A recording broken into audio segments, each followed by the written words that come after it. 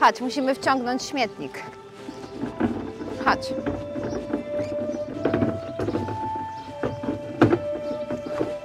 Chodź, musimy wciągnąć śmietnik. Medes, Maxi, już? Do środka. Maxi, szybko. Chodźcie, chodź. Zamykamy. Zamykamy imprezkę.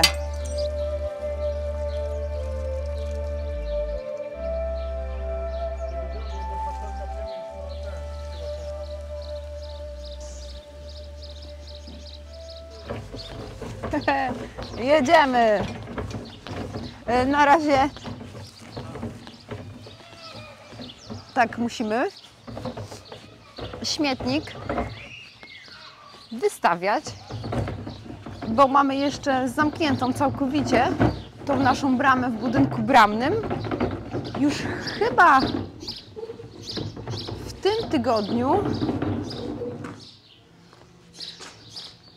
będzie uruchomiony tutaj mechanizm otwierania jej, ten, wiecie, ten elektryczny.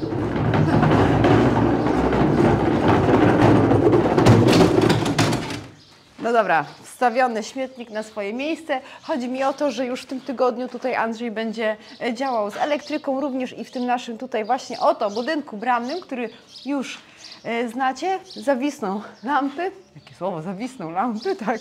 Lampy zostaną powieszone i zostanie, będę się tam przycisnął dołem, i zostanie już posadowiony, podłączony mechanizm otwierania tych wrot, tej bramy, naszej bramy właściwie, i otwierania furtki, ponieważ my to na zimę zabiliśmy, że tak powiem, mur beton na stałe, ze względu na to, że baliśmy się po pierwsze przed wiatrami, żeby tutaj wiatr nie zniszczył, otwierając, przewiewając przez nią, żeby się tam nie otworzyła, a poza tym, wiecie, to jest drewno, które było wcześniej, stało sobie w warsztacie, a zostało zamontowane na swoim miejscu, więc w momencie, kiedy zostało zamontowane na swoim miejscu, to ono musiało, wiecie, też i dostać wody, i spuchnąć, i skurczyć się. Musiało po prostu popracować, żeby teraz wiedzieć, jak ją po prostu przyciąć, dociąć, wystrugać, ogarnąć, żeby ona tam pasowała, żeby też nic nie haczyło, żeby i góra, i dół, i to wszystko, co tam jest nadmiar, po prostu strugiem ściągnąć, podmalować.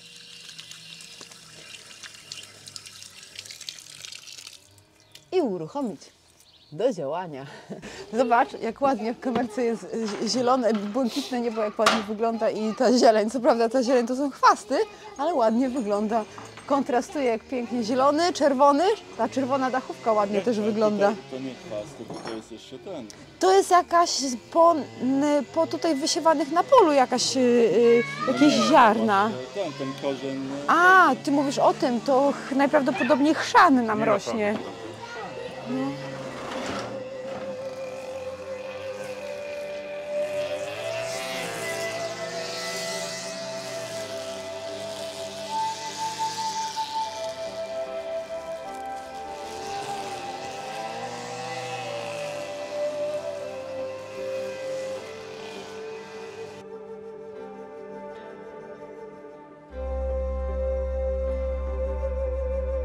Pan Andrzej będzie teraz kosił park, czyli koło piaskownicy, bo słuchajcie, tutaj rośnie wszystko porządnie. Zarośnięte tutaj mamy dosyć mocno. Tutaj, obok tego.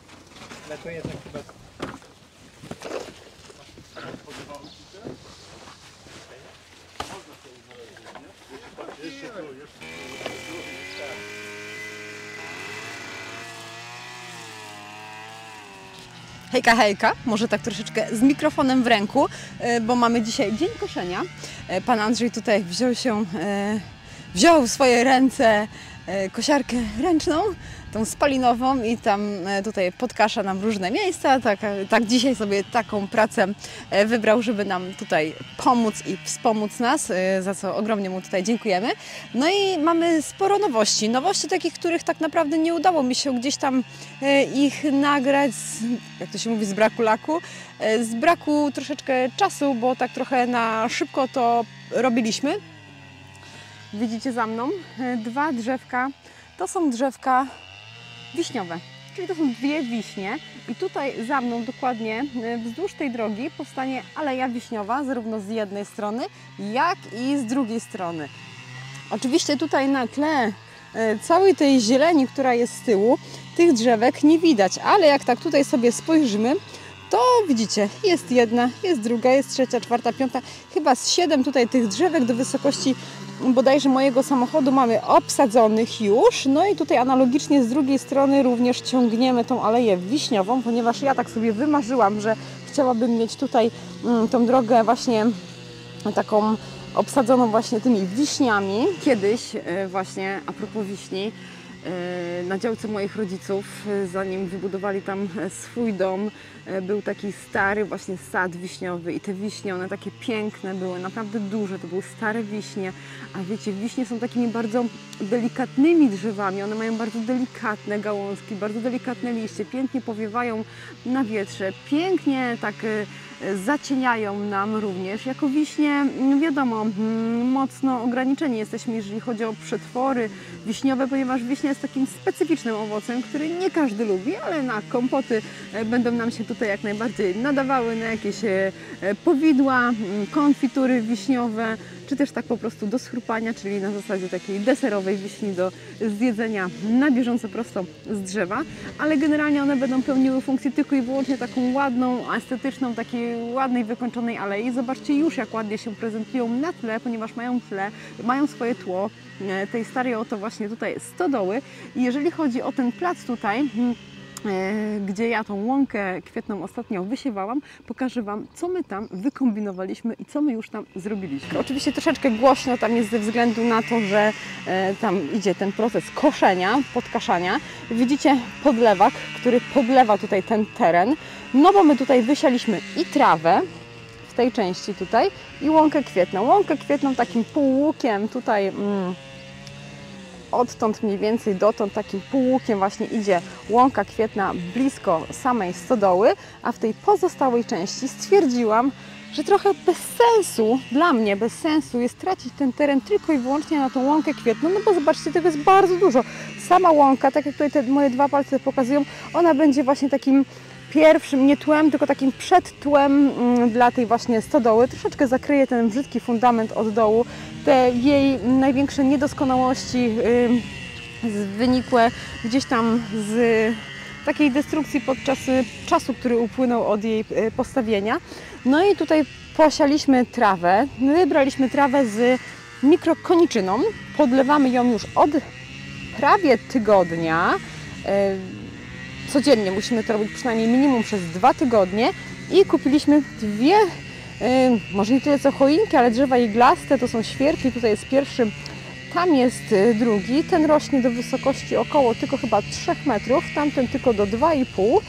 No i tutaj mamy taki plan, żeby po prostu kilka drzewek takich iglastych posadzić sobie, żeby w okresie zimy te drzewa iglaste troszeczkę tutaj przysłoniły nas, czyli wnętrze tej naszej zagrody, tutaj patrząc z zewnątrz, idąc od tej drogi, ponieważ tutaj jest droga dla każdego dostępna i żeby tak troszeczkę zasłonić się tutaj od właśnie widoku takiego przestrzału przez ogrodzenie, tutaj ten teren, czyli cały ten nasz czerwony domek, czyli miejsca, gdzie my się poruszamy, my chodzimy, takie nasze już prywatne miejsce. I tutaj wymyśliliśmy sobie, że właśnie na tej trawniku z tą mikrokoniczyną zrobimy poza tym obrzeżem z alei wiśniowej, posadzimy właśnie sobie kilka sztuk choinek, dosłownie kilka sztuk, 6, 7, może 8. Zobaczymy, ile po prostu wyjdzie, żeby sobie zrobić taki tutaj zagajnik, coś tego typu właśnie z drzewkami iglastymi. No i te drzewka iglaste, one na pewno bardzo ładnie będą się prezentowały w okresie zimy, ponieważ drzewa liściaste na zimę zrzucają liście, iglaste mają te igły na sobie przez cały rok i jeszcze jak ten śnieżyk popruszy tutaj na nie, to taki fajny, urokliwy jakiś tam klimacik nam tutaj one dadzą. No i ten teren będzie zagospodarowany nie tylko łąką kwietną, ale tak jak mówię, latem łąka kwietna, wiosna, lato, koniec lata taka łąka kwietna, a przez cały rok gdzieś tam te choinki będą nam tutaj zdobiły to nasze miejsce. Tak, no i to jest świerk pospolity Cupresina, słuchajcie, Cupresina i on sięga 3 metrów wysokości. Dokupiliśmy ziemię do drzew iglastych i ona tutaj, ta macierzysta, jest pomieszana z ziemią do drzew iglastych. No i obficie cały jeden worek kory 70 litrów poszedł na obsypanie tego. Tak tutaj wyglądało. Widzicie, po każdym deszczu i po każdym podlewaniu jeszcze szkła tutaj oczywiście nam wychodzą. Tak wyglądają tutaj posiane nasiona trawy. A jeżeli dojrzycie tutaj i zobaczycie, ja takich szukam, takie kuleczki, o na przykład tak jak tutaj pokazuję takie kuleczki, to są właśnie te nasiona mikrokoniczyny. I mikrokoniczyna, o tutaj się podlewa. Dzięki temu, że będzie tutaj właśnie ta trawa rosła razem z tą mikrokoniczyną, to jest taka mieszanka, ja tak się troszeczkę schowam w takie bardziej zaciszne miejsce, pozwólcie, to ta trawa z tą mikrokoniczynką powoduje to, że ten trawnik staje się takim trawnikiem, dosłownie mówiąc, bezobsługowym. Poza jakimś takim rzadkim koszeniem, tej trawy później, jak ona już urośnie, nie trzeba będzie mocno podlewać i w okresie suszy, kiedy trawniki są, wiecie, takie suche, wysuszone, mikrokoniczyna będzie tworzyła zieloną powierzchnię na nim, czyli mikrokoniczyna nie jest bardzo wymagająca, jeżeli chodzi o podlewanie, więc ona rośnie bez względu na to, czy jest mokro, czy jest sucho, więc w okresie suszy ten trawnik będzie zielony poprzez tą właśnie mikrokoniczynę. A wiadomo, jak będzie nawadniany, to i trawa będzie zielona.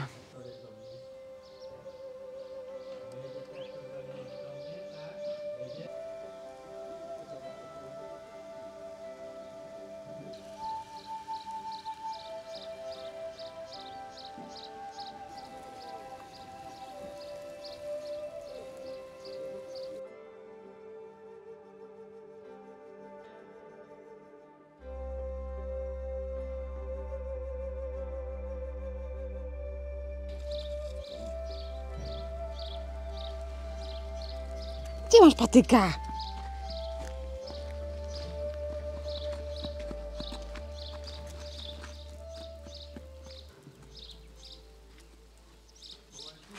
Powyżej... Ewentualnie połowa tej wysokości.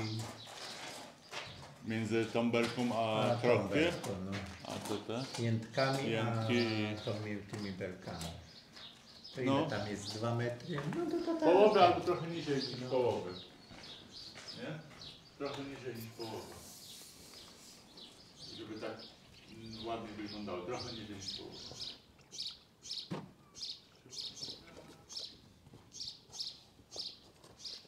Zostawiłem te osty. Niech se rosną, nie? No. Przymierzamy się, wiecie do czego? Do powieszenia lamp w naszym budynku bramnym, ponieważ nasz pan Andrzej Elektryk skończył już rozkładanie instalacji wewnątrz domu. Oczywiście pokażę Wam dzisiaj, jak to mniej więcej wygląda i bierze się za kolejne prace elektryczne, ponieważ jest jeszcze dużo rzeczy do podłączenia. No i pamiętacie, był taki odcinek jeszcze w ubiegłym roku, o nie, tam Piotr teraz tnie cegły, w ubiegłym roku. I tak, w ubiegłym roku, jeszcze gdzieś tam na jesieni, pokazywałam Wam 2 takie lampy okrętowe, można powiedzieć, które tutaj będą powieszone właśnie w tym naszym oto budynku bramnym. Ja tak muszę sobie ręką zasłaniać troszeczkę słońce, bo od strony południowej dzisiaj jest bezchmurnie, więc tego słońca mamy naprawdę bardzo dużo. Więc dzisiaj wieszamy sobie te lampy, a właściwie przymiarkę robimy. Kurz. Piotr mówi, że będzie kręcony. Okej.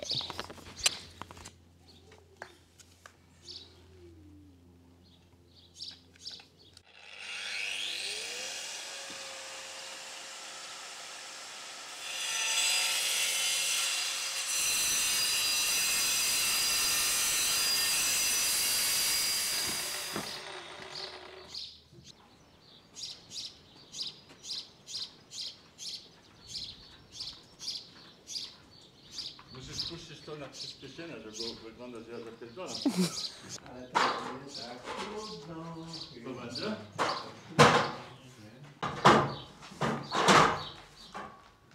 Ja jeszcze puszczę go wyżej. Nie, wyżej nie podnoś. To jeden sobie, Bo nie? się wyłamie. Może i wyłamać. To już i tak jest chyba granica. No, a na tych częściej.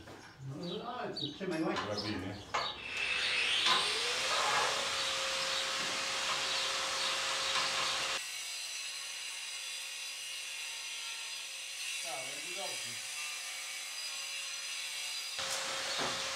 Dobra, bo w sumie to pewnie potrzebne. No. Tak samo. Będzie za długie, bo będzie ten, nie? Jeszcze długo plan.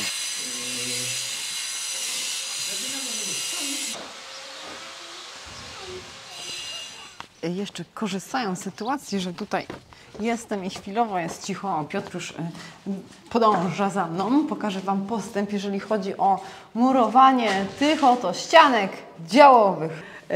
A więc tak, wchodząc tutaj do tego naszego scholu, do tego naszego wewnętrznego... Cicho, nie wchodź mi w słowo. Nie, bo muszę powycinać teraz wszystko. Wchodząc tutaj... Daj spokój. Do pałacu. Dobra, podejście numer 3. Wchodząc tutaj z holu do naszego wewnętrznego korytarza, tak? Tak, do naszego domku. Tak, mamy tutaj przed nami ten pokój zwany ala gabinetem, ala gościnnym. No i tutaj, jak widzicie, już ta ścianka została prawie finalnie do samego sufitu, jak to się mówi, wymurowana. I ścianka oddzielająca ten pokój od pralni również jest wymurowana. Wejdę tutaj do środka, o zobaczcie, tak to już się prezentuje. To jest ta czysta, ta gładka, ta ładna strona murowania. Ta wnęka, pamiętacie, my tutaj mamy taką szafę dokładnie tej głębokości i tej szerokości pod tą ścianę wymierzoną, więc tutaj celowo ta wnęka została zrobiona, a ta wnęka z kolei tutaj, ta wnęka, te 40 cm to właśnie stanowi wnękę na tą niebieską szafę, którą tutaj wcześniej widzieliście, że została przywieziona, ponieważ ona docelowo właśnie będzie stała w pralni, czyli dokładnie znajdzie się za tą ścianką. Więc tak na tą chwilę ta ściana z czerwonej cegły finalnie, można powiedzieć, jest wymurowana. Teraz tutaj Piotr ma złapane już wysokości ościeżnic, czyli wie, gdzie skończyć, żeby tutaj nadproża wzmacniające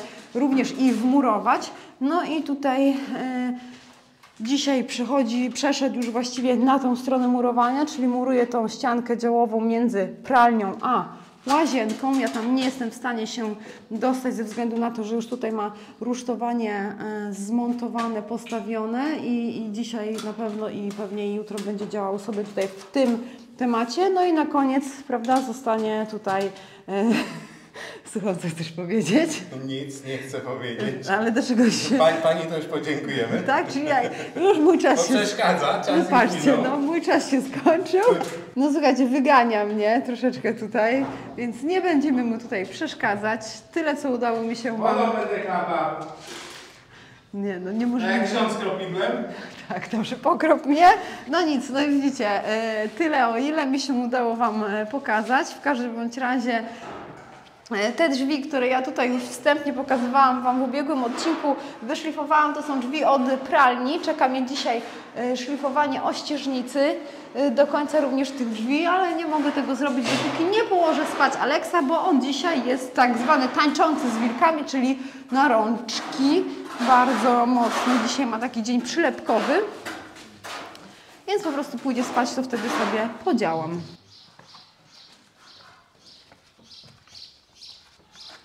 Aha, znalazł sobie nowe zajęcie. Ja mu dałem laseczkę. Tak? To jest las. Co on ma? Jakąś motykę? Co masz? Laseczkę dostałeś? Pan Andrzej Ci dał laseczkę?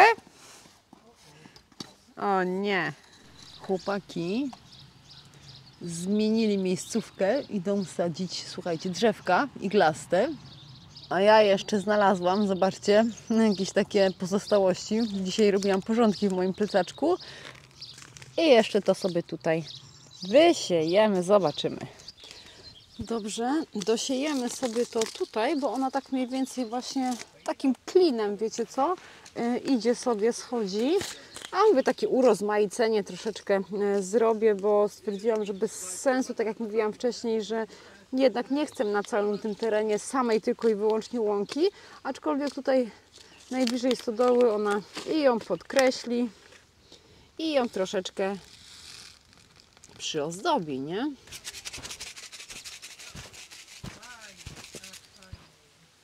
I po sprawie.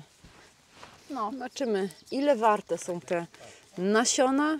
Ponoć temat łąki kwiatowej. Łąka kwiatowa to jest temat dla cierpliwych ogrodników, słuchajcie. Więc będę i ja również cierpliwa. Trzymajcie kciuki, żeby wszystko wzeszło.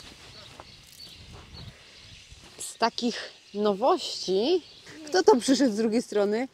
Rdest. Rdesten Albrecht, on się chyba nazywa. To jest takie naprawdę hiper szybko rosnące pnącze. Więc jeżeli zależy Wam na posadzeniu czegoś, co bardzo, ale to bardzo szybko rośnie, to właśnie rdest jest najlepszym wyborem. On ma piękne, białe, delikatne kwiaty, które kwitną 2 razy. One gdzieś tam kwitną na przełomie czerwca, lipca i potem powtórnie we wrześniu. One nie pachną, one tylko zdobią delikatnie tą zieleń, ponieważ tutaj, uwierzcie mi, to bardzo, ale to bardzo szybko urośnie i tutaj zasłoni, zrobi po prostu całą ścianę nam tutaj takiej ładnej zieleni, która będzie nie tylko chroniła jak gdyby tutaj nas przed wzrokiem innych, ale i również i od wiatru troszeczkę, wiecie. Zobaczymy, co z tego wyjdzie. Chodź, Aleks.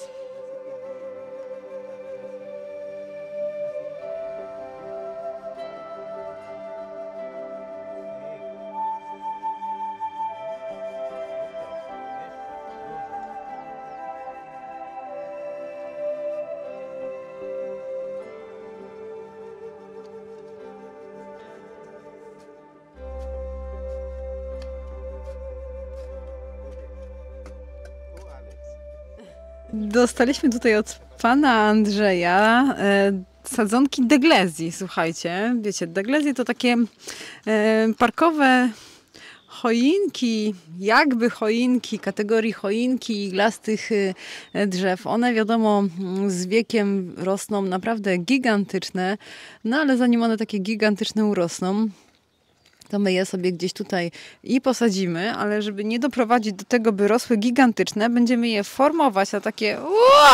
poleciało! Będziemy je formować na takie ładne choinki, prawda, kochanie? Tak.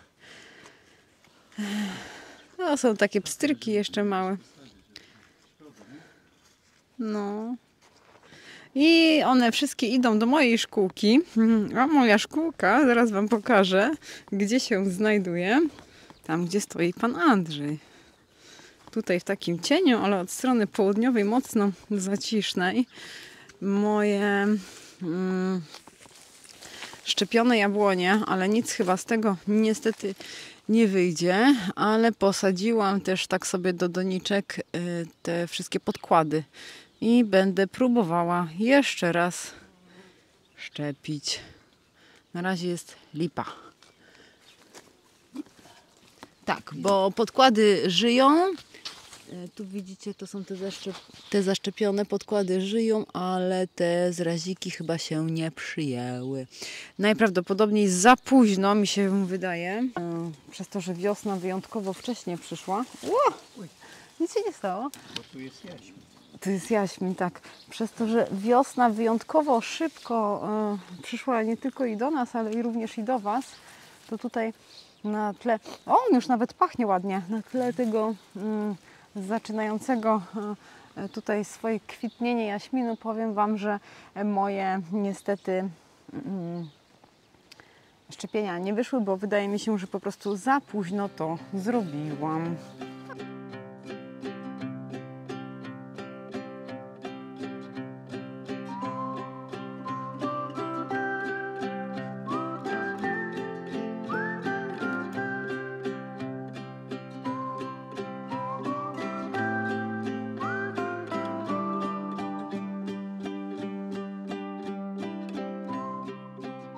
wejdźmy sobie już do tej naszej pralni. Wiadomo, jak...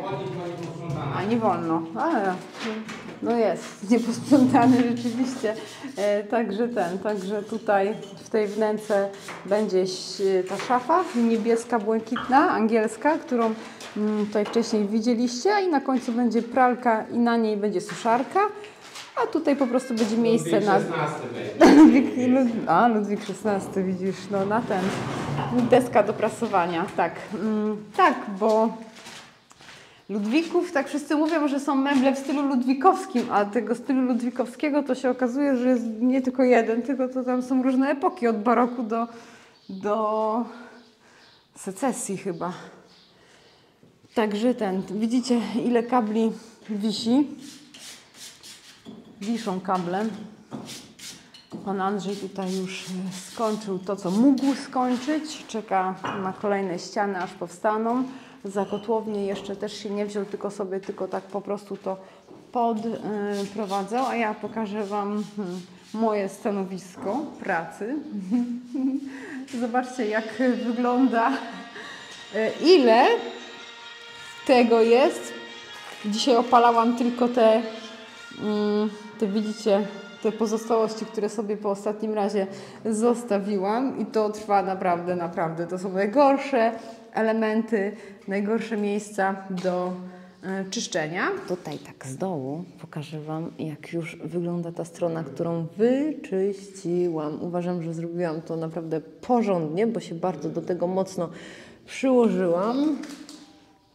Efekt efektu końcowego wygląda w ten sposób. Także tak wygląda w trakcie. No i co? I tak wyglądają moje narzędzia pracy. Farba generalnie ok odchodzi, ale tutaj taka przez te wałeczki, ćwierć wałeczki jest tutaj coś dzierać, i tutaj jest później najciężej, żeby wejść po prostu papierem ściernym do szlifowania. I tutaj taką namiastkę Wam zrobię i pokażę, że po prostu to wszystko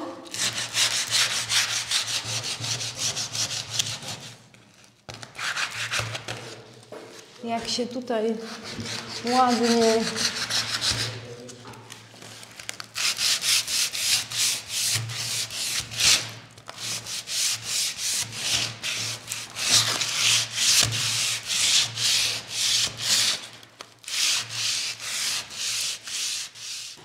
to ładnie wszystko, widzieliście, ile szlifowałam, zeszlifuję, no to jest już różnica, widać, że oczywiście to nie jest teraz wyczyszczone. Idzie łatwo, a tak wyglądało przed szlifowaniem. To miejsce wyglądało tak przed szlifowaniem. Więc i słuchajcie, zaczęłam się zastanawiać, czy te drzwi zostawić w takim kolorze drewna, czy malować. I wpadłam na pomysł, że po prostu, jak już będę miała te jedne gotowe i Piotr będzie miał przygotowany otwór do zamontowania drzwi, po prostu przymierzymy. Jedne oczyszczone kompletnie, a drugie białe, i wybierzemy, co będzie lepiej pasowało. Oczywiście pokażę Wam i będę chciała poznać również i Wasze opinie. I zobaczcie, co ja tu mam. Toaletkę. Ostatnio Piotr znalazł mi ją u tego samego sprzedawcy, u którego zakupiliśmy tą naszą szafę do pralni. Toaletkę, wiecie, taką damską toaletkę. Tu jeszcze jest lustro, ale trzeba je zamontować na te uchwyty. Zaraz Wam to lustro również i pokażę. Ona jest takiej generalnie lekkiej konstrukcji. Ma sobie szufladki. Dosyć sporo ma tych szufladek. Widzicie, jakąś półeczkę i tak dalej. Naprawdę jest lekkiej konstrukcji. No i już Wam pokazuję fajną, ciekawą rzecz. Po czym rozpoznać... Aleks szuka taty. Po czym rozpoznać, że to jest stary mebelek. Już kiedyś o tym wspominałam, więc te wszystkie osoby, które nas oglądają na stałe, będą wiedziały, o czym chcę powiedzieć, ale dla ciekawości, dla nowych osób pokażę plecy tej toaletki, żeby pokazać Wam, że jeżeli spotkacie się z lustrami, obrazami, meblami wykończonymi w ten sposób z tyłu, to są prawdziwe, stare meble, można powiedzieć takie, wiecie, z epoki, jak to się mówi, także pokazuję Wam. Troszeczkę się przykurzyła oczywiście, generalnie jest lekkiej konstrukcji, jak widzicie ona jest w ogóle na takich kółeczkach i to są stare również i kółeczka takie naprawdę metalowe, żadne gumowe, żadne plastikowe. Od razu pokażę Wam lustro do niej, to jest oto to tutaj lustro, oczywiście będzie nam się odbijało wszystko to, co ono pokazuje. Tak, a teraz chciałabym, kochanie, pomożesz mi tylko na sekundę dosłownie ją odstawić, żeby pokazać, chodzi o plecy. Jeżeli plecy, widzicie, są wykonane z drewna, nie żadnej sklejki, to możemy mówić o tym, że ten mebel naprawdę jest starym mebelkiem i tak te plecki się tutaj u niej prezentują i analogicznie lustro tak samo, zaraz Wam je tutaj podniosę. Aha, muszę odstawić. Spójrzcie. Również i te plecy widzicie, stary materiał. I dzięki temu możemy poznać, że to jest rzeczywiście mebel, stary mebel. Lustro też jest kryształowe, ono ma takie freziki sobie. No to tak tylko chciałam Wam pokazać w ramach tych nowości, takich tutaj u nas. Co my tutaj mamy? To będzie w sypialni, ale zanim my się wprowadzimy na górę, to ona będzie sobie pewnie gdzieś stała na dole. A to też jest przesuwne, tylko to jest na razie tak ustawione, żeby po prostu nie stało na samym skraju. No i do tego jest to właśnie oto lustro. Tylko ono chyba teraz jest dokładnie do góry nogami. To jest dół, to jest góra. I lustro jest kryształowe, stare, rtęciowe, z takim charakterystycznym tutaj frezowaną, widzicie, rameczką. Także tak się ono tutaj prezentuje. Oczywiście do mycia, do kompletnego złożenia, ale taki filigranowy, nowy mebelek. Także tych mebelków to już coraz mniej, słuchajcie, nam tutaj brakuje, jeżeli chodzi o meblowanie domu. Naprawdę jak zaczniemy wyciągać, to wszystko znajdzie swoje, słuchajcie, miejsce, a ja tymczasem idę zobaczyć, co robią chłopaki. Będą palikować te świerki, bo przyuważyliśmy, że Medes nam je podsikuje, więc żeby nie uschły, a właściwie no tak, żeby nie uschły, bo te siki to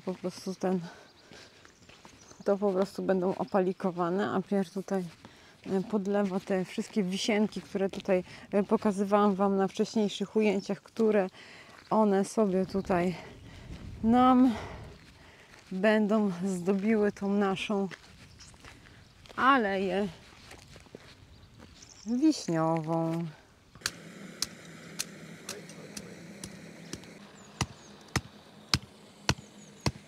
Dobrze? Alek? Dobrze? No. Jest. Dobra.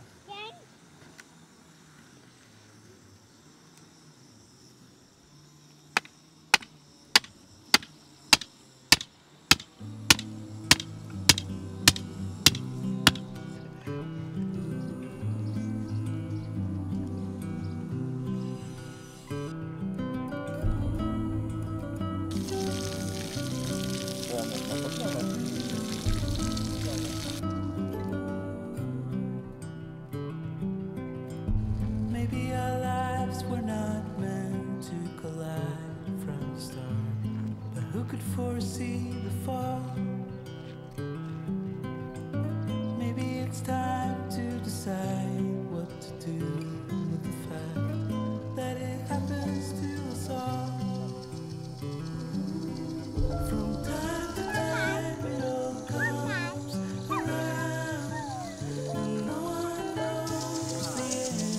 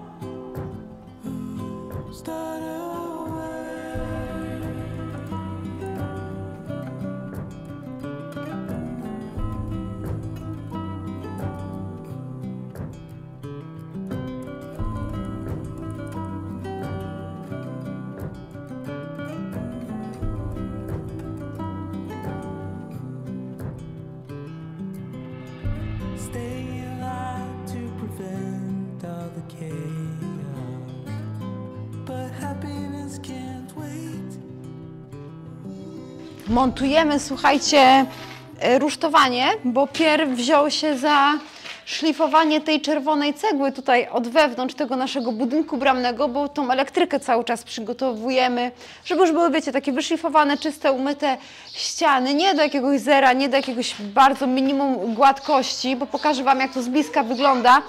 Taka trochę, brzydko mówiąc, zasrana jest ta cegła zaprawą, więc po prostu tą zaprawę trzeba zmyć, a że to już jest suche, no to tylko i takim flexem będzie to robił, żeby Andrzej tutaj już jak będzie ciągnął sobie kable do systemu otwierania bramy i do oświetlenia, żeby to już tak było, wiecie, tak na gotowo, nie? Jak zwrócicie uwagę, o może tutaj pokażę Wam na tym kawałku, który Pier już, o, bach.